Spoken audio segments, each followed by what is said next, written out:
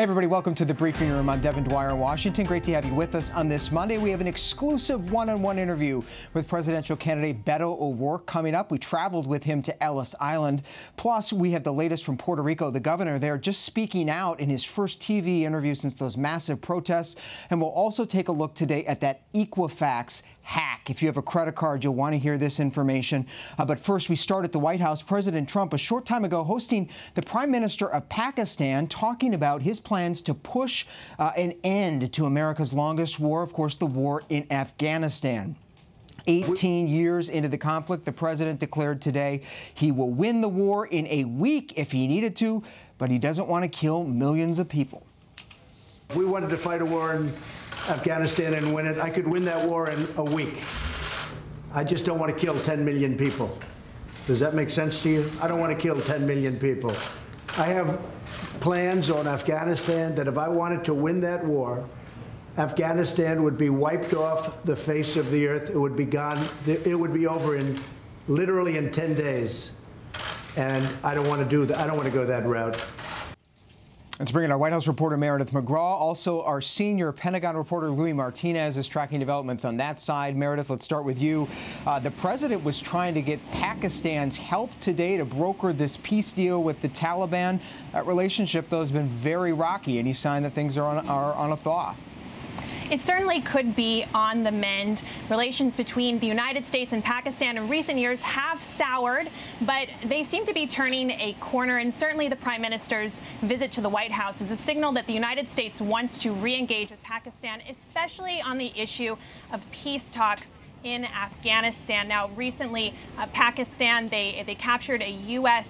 terrorist, a person on the U.S. terrorist watch list, somebody that the U.S. was hoping that they would get a hold of. So that's a sign that they're willing to cooperate. And today in the Oval Office, President Trump said that talks with the Taliban are going well. And the Prime Minister of Pakistan also said that this is the closest he feels they've ever been at reaching a peace deal.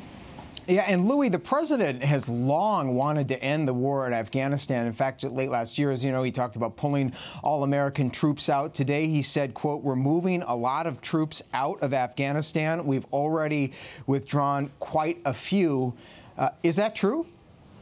Not accurate, to say the least, Devin. Right now, there are 14,000 American troops in Afghanistan.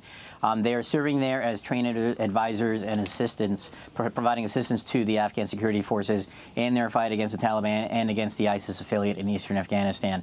What's interesting about what the president has said is that he was actually the one that increased the amount of troops from about 8,500 to 14,000. So the current level of U.S. troops in Afghanistan was actually set by the president himself back in 2017. He held a big consensus meetings trying to come up with a South Asia strategy for how to deal with Afghanistan. It was decided that a regional approach was needed, which is bringing in Pakistan, bringing in pressure on the Taliban so they could drive them to the negotiating table, which is what has been happening over the last year or so. As Meredith mentioned, there progress being made in direct U.S. talks with the Taliban, but further steps need to come as a result of those talks, because what needs to happen is that the government of Afghanistan needs to be brought into those talks. Right now, that doesn't look like it's going to happen. But right now, the president's saying that there's a drawdown. I went across the hall to talk to some spokespeople and asked about that. I was told, no, the number is 14,000. When I was asked about the president's secret plan, I was told that I should contact the White House. And they said, as far as we know, this is a train, advise, and assist mission. All right, so the mission in Afghanistan continues 18 years later. Louis, the president still urgently pushing for a solution on that. Thanks for your reporting at the Pentagon. Meredith, the president also made some news on his upcoming big Wednesday. He's got his eye on Special Counsel Robert Mueller's testimony for more than 5 hours on Capitol Hill. That's right. It's not just going to be must-watch TV in Washington, but also must-watch TV over here at the White House. President Trump said last week he wasn't planning on watching Robert Mueller's testimony on Capitol Hill, but today he admitted he's going to watch at least a little bit of that. Now, I spoke with a White House official who said that they reminded me that when this testimony kicks off on Wednesday, it's typically when President Trump is still in the residence of the White House. So you can bet that the president's going to be watching from there. And while the White House doesn't have a specific plan right now to attack or go after Robert Mueller during the testimony, I did talk to an RNC official who said that they're working with the campaign and they're specifically going to be going after Nadler and Schiff. And I bet you can anticipate some tweets coming on Wednesday. Yeah, and the president already seeking to undermine the credibility of Robert Mueller just in the lead up to that. Meredith McGraw, thanks for your reporting. We'll have full live coverage, gavel to gavel, of both hearings here on ABC News Live on Wednesday. It starts at 8:30 a.m. Eastern Time. We're expecting that to run through at least 2:30 Eastern Time here. Full team coverage from the ABC News political team on Wednesday. Moving on now to our ABC News exclusive, a one-on-one with presidential candidate, former Texas Congressman Beto O'Rourke. Our political reporters Brianna Stewart, Sasha Pesnick traveled with O'Rourke today, making a pilgrimage in New York City to Ellis Island, once the gateway to this country, and a place that O'Rourke now compares to his hometown of El Paso, Texas. He says that El Paso is a modern-day Ellis Island of sorts. Brianna and Sasha both asked O'Rourke about his plans to overhaul the American immigration system, plans for climate change, health care, his first debate performance, and what's in store for his campaign. What does it mean to be here? What does Ellis Island mean to you? This is one of the best parts of the American story. It makes me so proud to be here, to see the pictures, and to know our history, that we welcomed millions of people from around the world to come here so that they could do better for themselves, do better for their families, but also because we knew that they were going to do better for us. This is Ellis Island, but where I live in El Paso, Texas, could be the Ellis Island of today. Perhaps millions of people who become Americans coming from Mexico and El Salvador and the Western Hemisphere first set foot in the United States in my hometown. So though we're about 2,000 miles apart, El Paso and New York, we're connected in that common story of America. What do you have to say about, what the president has been saying about migrants and his recent call to end asylum rights for migrants coming to the border? Being here at Ellis Island is a reminder of American history at its best and at its worst. Trump is not unprecedented. There have been other moments of open, hostile racism and nativism in this country that has affected how we've welcomed or failed to welcome immigrants. But there have also been moments where we overcame that, reminded ourselves of who we are at our best. And I feel like this is just one of those moments, a defining moment for this country. As I listen to my fellow Americans all across the United States, I'm hearing us say that we want to be ambitious, we want to be positive, we want to be that country of immigrants and asylum seekers and refugees. We want there to be a safe, orderly process for people to be able to come here because we know that that makes this country better. But I was with you in Independence, Iowa on 4th of July during the parade, which was a lot of fun. You brought your whole family there. But there were some moments where voters came up to you, confronting you in a happy parade, concerned. There was that moment with a female veteran who said, we're prioritizing migrants over American people. What do you say to those Americans? We don't have to accept the false choice that our president has given us, that we can either be a great country or we can be a country of immigrants. We are a great country because we are a country of immigrants and asylum seekers and refugees. It's the very foundation of our success in the first place.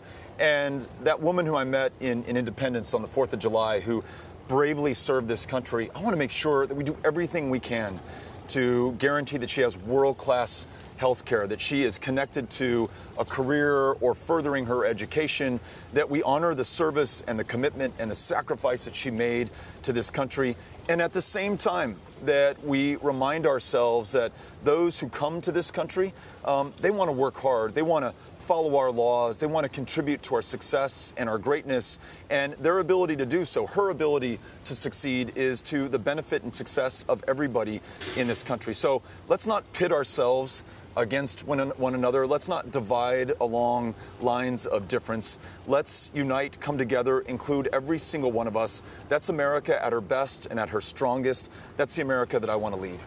Do you think that President Trump is racist. Yes, President Trump is a racist. What we saw in North Carolina last week was almost an impromptu Nuremberg rally, inciting hatred, and ultimately, I think, implicit in that is violence against people based on the color of their skin, based on their religion, based on their difference from the majority of Americans. And it is in keeping with the president, who describes Mexican immigrants as rapists and criminals, who describes asylum seekers as animals or an infestation, who says that Klansmen are very fine people. It's very clear the path that he is taking us on.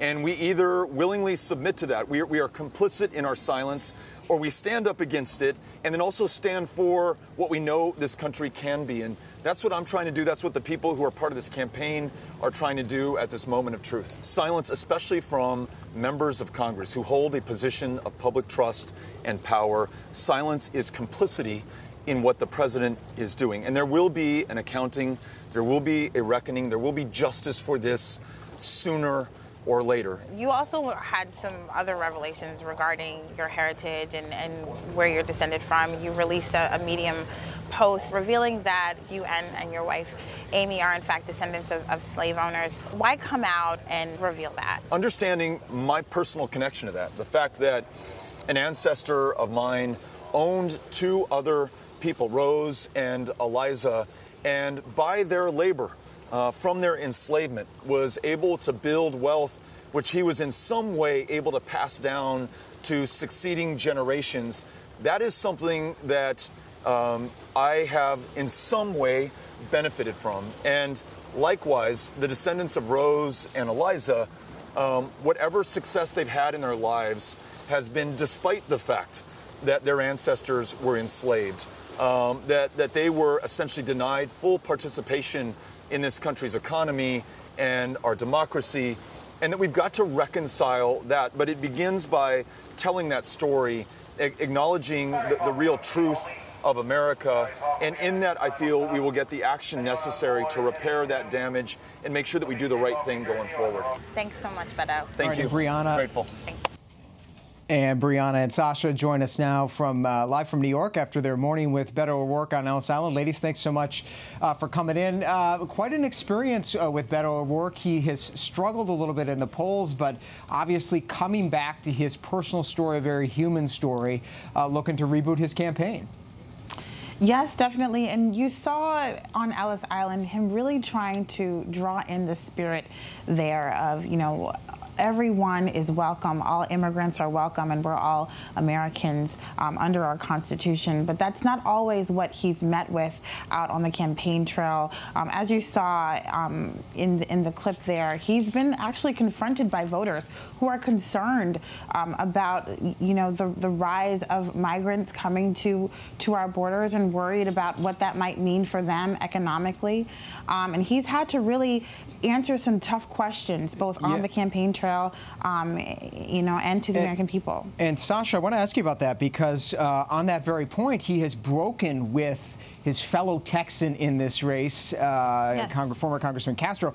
He doesn't want to decriminalize border crossings, right? Yeah, that's right. And actually, it's really interesting that you mentioned that, Devin, because he's been confronted not only by voters on the trail, he's also been confronted by his fellow candidates on stage. At the last debate, we remember Julian Castro, his fellow Texan in the 2020 race, was saying, Beto, you have not done your homework at all. You have not done your homework on immigration. And he was really challenging him, going toe-to-toe. And if we remember, Beto O'Rourke didn't really have a strong retort to him at the time. And what was interesting today, I was inside Ellis Island with him and his wife, and they were asking questions. We were not only there walking around and seeing the sights, we were there with historians who were able to inform every single step of the journey. And he was asking questions, and it really seemed like he was doing his best to do the homework that he was accused of not doing before. And we will see if he's done his homework for the next debate as well. His performance in that first debate, as you said, in Miami, much criticized. We're looking forward to seeing you both in Detroit next week. Brianna Stewart, Sasha Pesnick, thank you both for bringing us that exclusive with Beto O'Rourke. Much more on abcnews.com. Moving on now to Puerto Rico and the historic, really, protest today. Hundreds of thousands of Americans turning out on the streets across the island demanding the resignation of Governor Ricardo Rosselló. It could be the island's largest public demonstration in history. Rosselló had announced overnight that he was not stepping down, but he would not run for re-election next year. Moments ago, he also gave an interview to Fox News, combative interview, defiant, staying in office, accepting responsibility for his comments that set off these protests, and apologizing, but again, refusing to step down. We want to bring in our Josh Hoyos, ABC News editor and reporter who's been covering Puerto Rico for us. He's joins us from New York. Also joining us on the phone, Melissa Mark Viverito. She's president of the Latino Victory Project, former New York City Council speaker who was the first Puerto Rican elected in New York City. Let's start with you, Melissa. Governor Rosselló just moments ago giving this extraordinary interview, also issuing you an apology. You were one of the people that he had attacked in those offensive tweets in that group chat. What's your response? Do you think that his apology is sincere? I'm not aware that he has issued any form of apology. It's interesting to note that since this broke about a week ago, he has yet to make himself available to the press here in Puerto Rico. But he goes on Fox News, a station that isn't even seen here on the island. Meanwhile, there have been over 500,000 people marching today. I was there just getting out of that rally, massive protest where everybody is united in the demand that the governor must resign. And so this is an incredibly historic moment for the island, historic in the sense that everyone is laying aside all their political differences, all their agendas. This is all about one call, enough with the corruption, enough with the abuse, and that people want to turn the page and want to be able to move forward. So, he has demonstrated through the chats what his moral character is, and his stubbornness and the unwillingness to listen to the call of the people of Puerto Rico for him to resign is definitely a demonstration of his lack of leadership and his immaturity. And Josh, the spark for these protests, for folks who don't really understand why hundreds of thousands of Puerto Ricans are turning out, was this group chat, which was exposed sexist, homophobic, offensive comments, including some about the victims of Hurricane Maria, really ignited this, but really help us understand the depth of frustration and discontent with the governor there is much broader and deeper than just those messages. Yeah, this is a lot more than just a group of text messages that were released. This is an undercurrent of a feeling that there isn't enough transparency, enough of an understanding of how government works with the people, and really with strong questions about corruption within the government. There's been a long-standing question from the people of Puerto Rico of their level of trust they can give to the governor. And 8 months after he took office, Hurricane Maria came through, and then the questions came about where federal funding went, the millions of dollars that came into the island, both from nonprofit organizations and from the government, where that money was going and who was handling it, and true accountability. And so by the time you got to the point of these leaked text messages, you have a government minister who's resigned and was picked up by the FBI in corruption charges, and you have a real display of what the government, the governor, his aides, and advisors feel about the people of Puerto Rico. And you see that in the sexist, misogynistic, homophobic comments that were made, the insults to the victims of Hurricane Maria, and the overall attempt of changing a public perception of a government that wasn't in good standing. Melissa Mark Viverito, you're down on the island. No Puerto Rican governor has ever been impeached. 8 American state governors have over the course of history. There's an impeachment effort afoot now. What do you make of that effort? Do you think it could be successful? And where does this go from here if he doesn't step down? I mean, look, the only option that the governor has at this point is to basically resign. And if not, there is a moral imperative that the legislature has to start impeachment proceedings. Now, look, everything we're going through here on the island is very similar to those of us that are fighting this Trump administration, right? About using government resources to enrich your friends, about using the power of the presidency to go after opponents, to go after the press. This is the same behavior that is being exhibited here, and this is what the chats have exposed, is that level of corruption and in government that is not working for the people, right? That it is there to serve a sense of real behavior of patronizing and overlooking the real needs of the people. And I think people just had enough, right? This is not just about the Rosselló administration, too. I think this is a real rechazo, a real pushing back against, generations of behavior where people feel that they have not been the priority of government. And so this is about reclaiming government. Now, this is massive, right? Imagine the number of people here mobilizing stateside, right, to push back against the Trump administration. Mm-hmm. Very similar, the battle for impeachment, right, putting pressure. The Democratic Party has a lot of pressure about whether or not to start impeachment proceedings. So is the conversation happening here right now with the legislature, which is both the House and the Senate dominated by the governor's party. So there is a real concern here. Not concern. I mean, there's an expectation that if the governor doesn't do right, there is going to be the push and the pressure on the legislature to do what is right by the Puerto Rican people. An extraordinary moment, and we're seeing the images play out right now. As you said, Melissa Mark Viverito, president of the Latino Victory Project, certainly something all Americans should pay attention to. And of course, Puerto Ricans are all Americans themselves as well. Thank you for that perspective on the ground. And as we just mentioned, the governor there, the embattled governor, just moments ago gave an interview. Here's a little bit of him speaking out. My effort and my commitment is to follow through on some of the efforts that I've established for the people of Puerto Rico. That includes establishing, again, a plan that I've already circulated with the members within the White House so that we can battle this corruption, so that we can tackle what government employees are doing, what we are doing as elected officials, and a collaboration with the federal government. This is the biggest recovery effort in the United States history. And the governor there making clear he is focused on the people, focused on helping the island to continue to recover. But as we've been hearing from our Josh Hoyos and Melissa Mark Viverito, though, much discontent with the situation on the island. Our thanks to both of them. Finally today, an important consumer alert that's affecting more than 147 million Americans. If you have a credit card, most of us do, you'll want to get plugged into this one. Equifax, one of the major credit agencies that keeps our credit files, today agreed to pay at least $650 million to resolve claims from that data breach 2 years ago that exposed personal information from millions of Americans. ABC News contributor Steve Gomez has been following this hack. He joins us live from Los Angeles. Steve, this happened 2 years ago. At the time, Equifax took months to even let Americans know that this had compromised many of them. Exactly, which in my view, it's atrocious behavior on the part of Equifax, because they were holding about 147 million consumer personal information, which is very valuable.